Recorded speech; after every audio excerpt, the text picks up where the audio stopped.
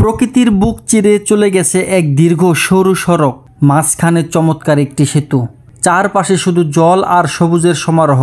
হ্যাঁ, আমি বলছি গাজীপুরের খাতিয়া ব্রিজের কথা।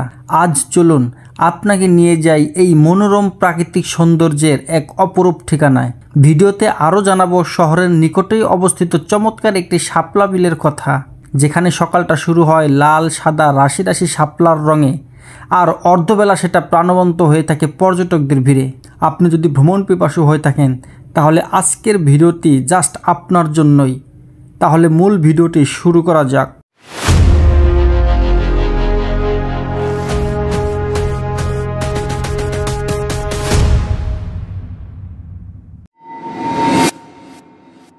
খাতিয়া ব্রিজ অবস্থিত গাজীপুর জেলার শান্ত আর গ্রামীণ পরিবেশের মধ্যে। এই সেতুর এক পাশে বিস্তীর্ণ ধানক্ষেত আর অন্য পাশে কুয়াশা মাখা বিল।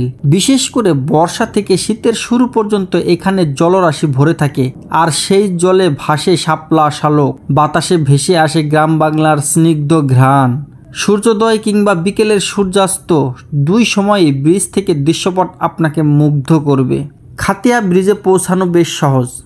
ঢাকা থেকে বাসে করে গাজীপুর শহরে এসে স্থানীয় সিএনজি বা অটোরিকশা নিতে পারেন। চাইলে ব্যক্তিগত মোটর বাইক বা গাড়িতেও আসা যায়। পথে গ্রামের সরু মেঠো পথ আর পাশের খালের দৃশ্য আপনাকে আগেই ভ্রমণের আনন্দ দেবে।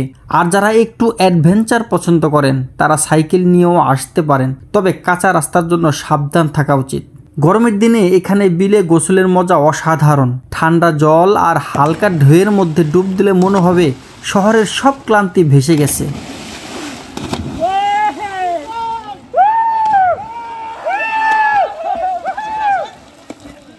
স্থানীয়রা দল বেঁধে আসে, কেউ সাঁতার কাটে, কেউ পাড়ে বসে গল্প করে। বিকেলের দিকে রোদ নরম হয়ে গেলে পরিবেশটা আরও মনোরম হয়ে ওঠে। তখন ব্রিজের দুই পাশে ভ্রমণকারীদের ভিড় জমে যায়। কেউ ছবি তোলে, আবার কেউ শুধু দাঁড়িয়ে থেকে প্রকৃতির সান্নিধ্য উপভোগ করে। খাতিয়া ব্রিজ ঘুরে দেখা শেষ হলে মিস করবেন না নৌকায় চড়ার সুযোগ। বিলের ভেতর দিয়ে ধীরে ধীরে চলা নৌকা যেন আপনাকে অন্য এক জগতে নিয়ে যায়। চারপাশের সবুজ, জলে ভাসা ফুল আর পাখির ডাক সব মিলিয়ে এক অসাধারণ অভিজ্ঞতা। খাতিয়া ব্রিজ থেকে মাত্র কয়েক মাইল দূরে শাপলার টেক নামে একটি ভাইরাল স্পট রয়েছে। ফুটন্ত শাপলার মাছ দিয়ে ছোট নৌকা নিয়ে বিলের উপর ভেসে বেড়ানোর অনুভূতি সত্যি অসাধারণ। যারা ফুল ভালোবাসেন তারা খুব ভোরে এখানে উপস্থিত হয়ে এইসব সৌন্দর্য উপভোগ করে থাকেন। উঠতি বয়সী যুবক যুবতীরা সেজে গুজে জোড়ায় জোড়ায় এখানে এসে ভিড় জমায়।